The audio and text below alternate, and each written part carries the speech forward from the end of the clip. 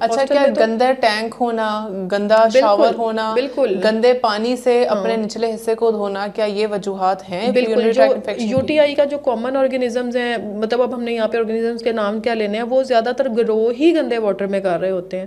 تو اگر یہ کوئی ٹینک اسٹوریج واٹر کا ایسا ہے، یا پھر یہ ٹوٹیاں ہی گندی جو واش ہی نہیں ہوتی ہیں، ٹھیک ہے نا، وہاں پہ کوئی سر پیر ہی نہیں ہوتا ہاسٹل لائف میں، تو یہ ساری چیزیں میٹر کر رہی ہوتی ہیں، یو ٹی آئی کو مطلب انہانس کر رہی ہوتی ہیں ہونے میں، اس کی طرف ٹریگر ہیں یہ سارے.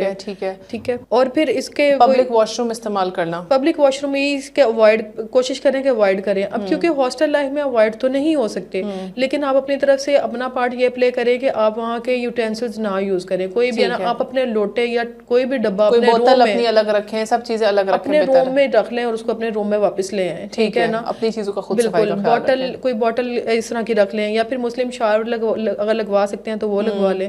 مطلب جتنا